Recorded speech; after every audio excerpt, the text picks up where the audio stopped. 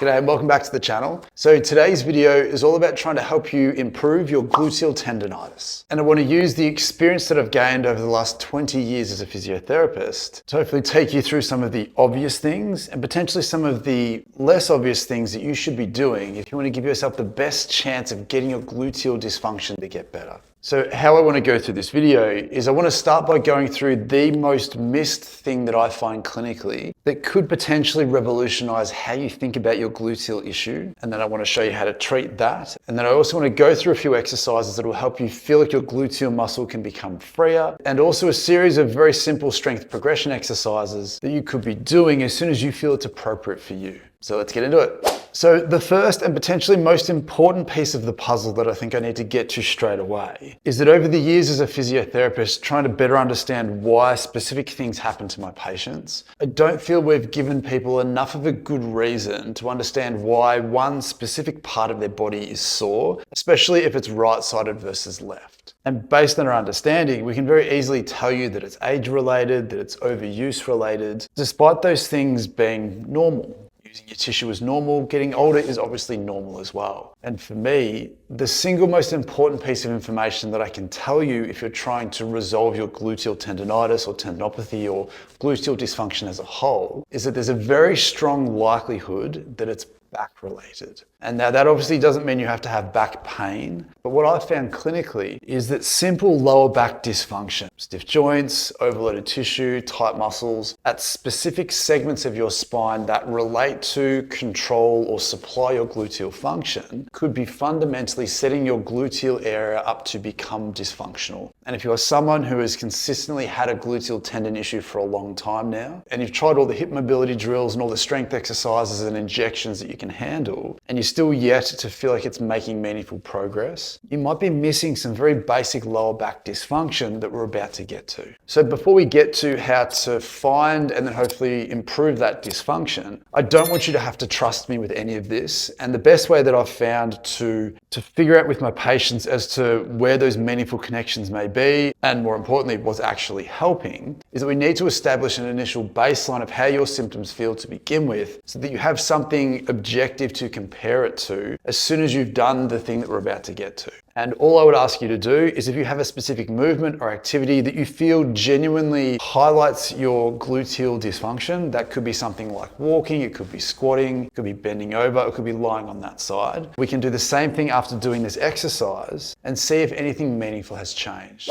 So for me, what we're going to be looking for is we're not necessarily going to go looking at the base of your spine. There are some neural connections to your hip, your lateral hip, towards the base of your rib cage. And if that sounds confusing, it probably is, but it follows a pattern, a very distinct pattern called dermatomes. And what you'll hopefully see here is that when we look at a specific segment of your spine and we follow where its dermatomal referral pattern might be, it becomes very clear that the base of your rib cage, the top of your lower back, has the potential to short circuit hip dysfunction. Hidden lower back dysfunction can potentially inhibit the function of your hip, theoretically opening the door for dysfunction to occur at that hip. So while we ultimately need to give you some things to reestablish normal function at your hip, if we're not also pairing it up with some things that go looking for some of that hidden lower back dysfunction, then we may never get to the underlying cause of why you're having this dysfunction in that specific part of your body on that specific side. So all I would like you to do is if you can take a foam roller, you can definitely use a lacrosse ball or a tennis ball.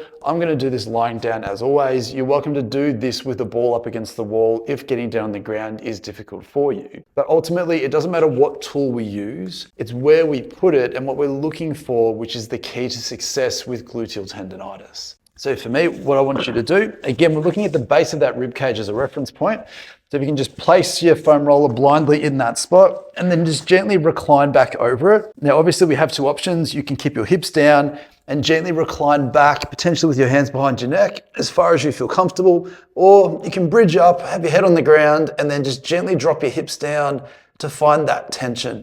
For me, I'm going to do it sitting up because it's easier to talk.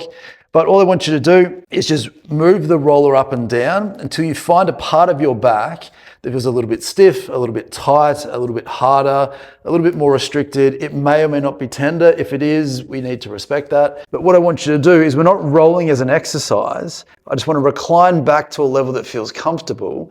And then I essentially want to gently roll to my left-hand side and roll to my right-hand side. Again, paying attention to which side feels the hardest, the rustiest, and potentially the stiffest. And all I want you to do here is just leave the roller here, let it press into that restriction.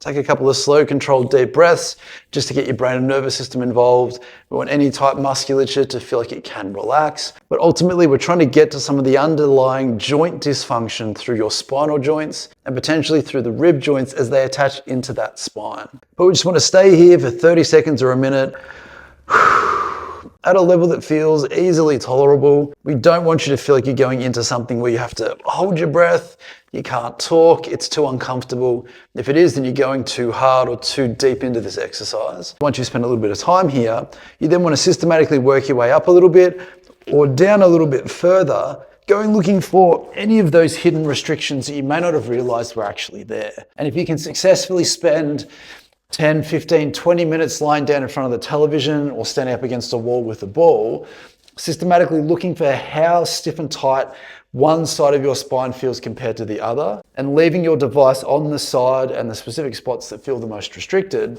you can then very quickly retest whatever movement or activity that you have at your disposal that reproduces your symptoms, and then see if anything genuinely has changed in that moment. And what I would expect clinically as a physio is that if I've treated someone's spine, I've found some restricted spots that shouldn't be there, and I've successfully been able to free them up with some massage or some joint mobs with my thumbs, I would expect something about the hip to then feel better, whether it feels stronger, feels looser, or it just feels less painful than it did before. So once you've done that, please let me know immediately in the comments what you found with your roller or your ball and what effect, if any, it had on your hip symptoms. Because obviously, if we're thinking that the spine might be the underlying root cause of that, if you've developed some damage or some bursitis or some dysfunction specifically at that hip, we still need to do things at your hip to try and resolve the consequences of that lower back dysfunction. So let's jump into that now. So once you've hopefully taken that step back and found some hidden lower back dysfunction that may be causing your gluteal tendonitis to be there, we can also take a ball, tennis ball, lacrosse ball, and we can go looking through all of your gluteal tissue for anything that also feels tight and restricted. Now, it's really important that you know exactly where your painful symptoms are, because we don't necessarily want to be jamming a ball directly onto those painfully sore spots. But what we want to do here, again, we're going to do this lying down, but you're welcome to do this standing up against a wall as well. You just want to pop that ball into your glutes, and we just want to lie down onto the ball, and we want to go looking for anything and everything that feels tight, thick, restricted, and potentially tender. Like I said, if you find the exact spot that feels symptomatic for you and that's your pain, if it doesn't feel tight and restricted underneath, you do not need to be there. Because if it is irritated and annoyed, the last thing you want to do is just annoy it further by poking the bear. But if it's tender and restricted, then in most instances, respectfully finding that spot, then just gently letting the ball press in there while you're breathing to help your brain and nervous system acclimatize, then you may be able to decrease that pain if it's connected to that dysfunctional tightness. But again, if it's just tender and sore and it doesn't feel restricted, you don't need to be there. But if you come off that spot and work around it and you find that that does feel tight and restricted, then in theory, freeing up that tightness may feed some normal slack back into that sore spot, giving it a greater chance of normalizing itself. But ultimately what we're looking for here is we're looking for anything around that hip that feels tight and restricted while respecting any of the tenderness that may be there. Once you've found a good spot, again, you've got some options here. Take a couple of breaths if you need to. The other way that we can do this, if it feels comfortable for you, is once you've found a tight spot like I have, if you tense the muscle underneath the ball, make it work for about 5 to 10 seconds. This creates a reflex in your brain that when you stop tensing it, the muscle should reflexively relax a little bit. You might find that the ball sinks in a little bit deeper and maybe it feels a little bit less tender. And if you can keep working around those tight spots, squeezing them and then relaxing them, you might find that you can very quickly free up a lot of that unnecessary hip gluteal muscle tightness around or at where your symptoms might actually be. And same thing again, once you've done that, if you can then stand up or lie down, whatever you feel you need to do to recheck your gluteal tendonitis symptoms to see if anything has genuinely changed. So once you've hopefully used strategic mobility to feed some slack back into that hip, we want to go through 2 or 3 different strength exercises to see which ones A, you feel comfortable doing, and B, to see what level you feel you're at in terms of strengthening to, again, normalize the function of that tissue, provided it's not making it feel more painful in the process. And for me clinically, there's 2 really basic exercises that I like to throw at people to begin with, and that's essentially the clam exercise and the sidelying hip abduction exercise. And they're both pretty simple. All we want to get you to do is lie down on your side with the hip that you want to try and strengthen on top. And what I want you to do is if you can bend your hips and knees up, you don't have to do it to 90 degrees, sort of 45 degrees is okay. But we want to have your heels together. And what we want to do from here is with your hand, if you can find your hip bone at the side of the hip, so we're looking for the bump that sticks out at the side of the hip, but if you can just take your hand back towards your back pocket a little bit more, you want to strengthen the deep hip stabilizers to create a better environment for that hip to function in. So once you've got your hands on the bump, come back to sort of where your back pocket is, dig them in there. It's a great place to feel for these muscles working. And the clam exercise is basically keeping those heels together. We want to get you to just lift your top knee up as far as you feel you can before you feel like you start to roll backwards. We want to maintain a neutral trunk position. Again, coming up as high as you feel you can manage, feeling the muscles in your hip working. So with any strength program, ideally we want to get you to do 3 sets of 10, 3 sets of 12.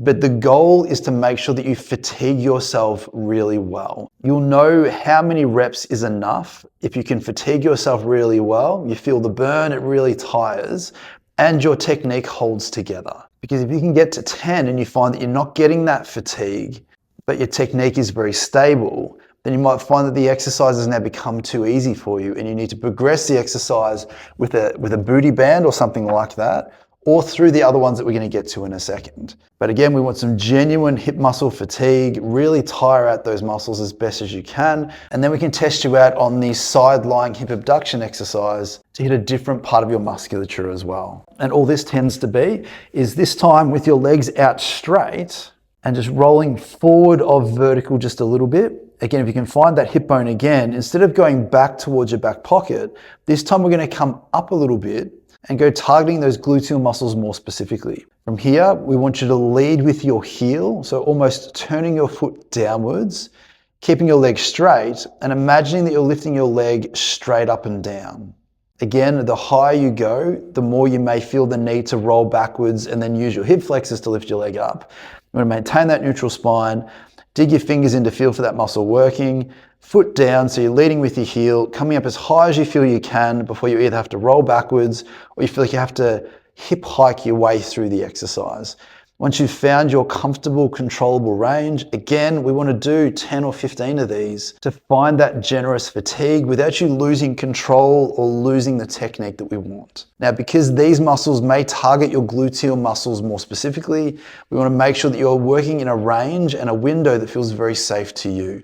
So if you find that working in this smaller range is more comfortable for you and working towards the end of your range is a little bit more symptomatic than you'd like it to be, then just choose the environment that feels the safest for you at the moment, with the knowledge that as you hopefully loosen up your back, loosen up your hip musculature, you may find that you can then move further into the range without those symptoms as things begin to improve. And then once you feel that you have been able to generate some progress with those exercises, then we can start to look at doing things in standing and weight bearing, which is obviously more of a functional slant on these exercises.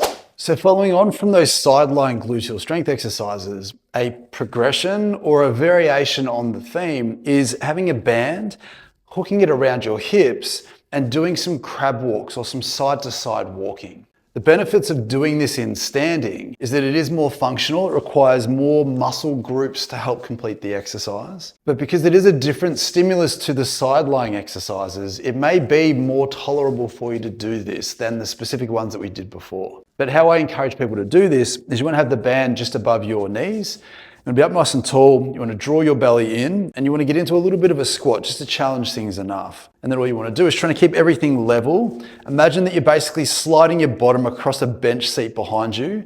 We don't necessarily want you to come up and down every time. We want to keep that position and then as best as you can, smoothly walk as far across as you feel comfortable.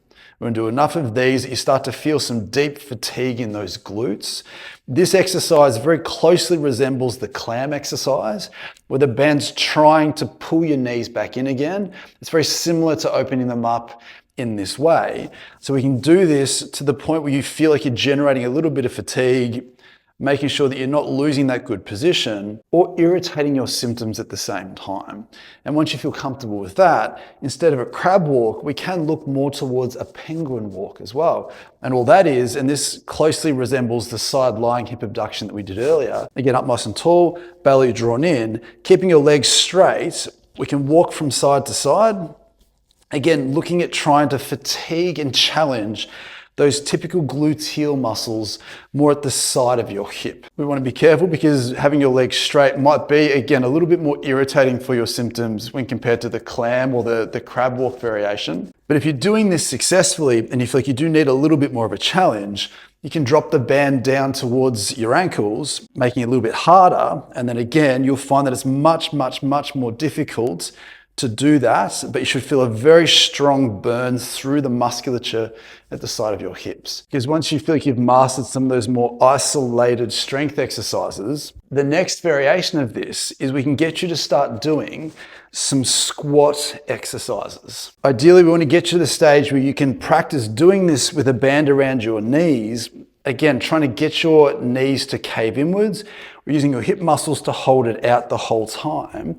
This is an amazing functional exercise that gets all your gluteal muscles working together at once through your hip range of motion. So if you feel like you've been able to tolerate those other exercises, being able to do some banded squats is an amazing way to build robust, strong hips and help you recover from those gluteal tendonitis dysfunctions. But as always, we need to generate that fatigue. We need to make sure that your technique stays stable and complete the entire time without generating any of your painful symptoms along the way. Because if we fail at any one of those three things, then we're not necessarily going to optimize your progress through this dysfunction. And so once you feel comfortable that you can understand maybe how your back is influencing your gluteal tendonitis, you've been able to free up some of the tissue in your hip, and you've found some great techniques that help you fatigue those same muscles, the last thing that I want to talk about potentially helps us explain why we're here in the first place. The last thing that I think is really important to bring into this conversation that you may not necessarily be thinking of is that if you have found that your lower back is very closely linked to your gluteal tendonitis symptoms, then we also need to understand why that exact part of your spine or those exact levels that you may have found are meaningful have themselves become dysfunctional. If you found that the left-hand side of your spine or the right-hand side of your spine is a little bit more stiffer and tighter, and it is towards the base of that rib cage and the top of your lower back and not anywhere else, then again, we need to try and understand why that has happened to you so that you can give yourself the best chance of permanently fixing this dysfunction and not letting it come back again in the future. And again, for me clinically, trying to solve these puzzles for my patients, what I've come to learn is that the next most important piece of the puzzle here may come back to the shapes and positions and postures that you put that exact part of your back into the most throughout the day.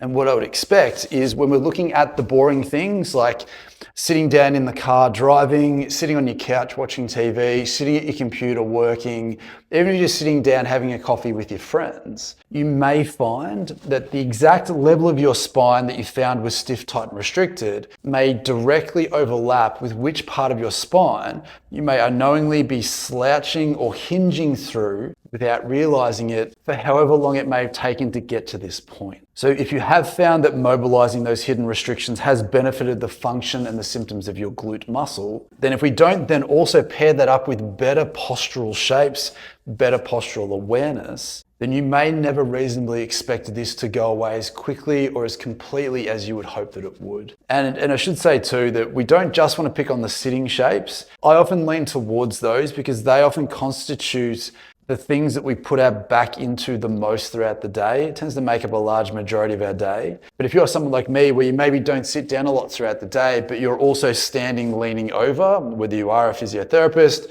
whether you're a chef, whether you work at a checkout, and you're always subtly leaning over to do what you need to do, just make sure that where you're hinging from isn't that same part of your spine where it should be your hips.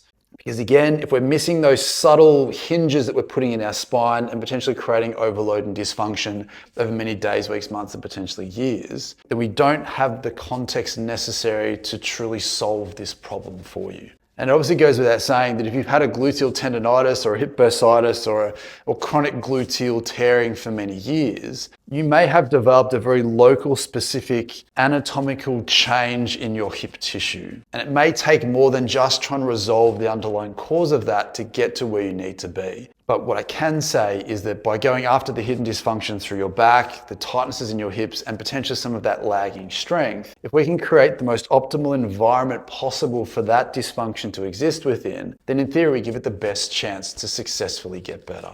So as always, I genuinely hope that that was insightful and helpful. If it was, please let me know in the comments down below. If you do want to see more of me and help support the channel, please consider leaving a like on the video and subscribe to the channel if you do want to be involved in this going forwards. But as always, I sincerely hope that that was helpful for you, and I hope to see you in the next one.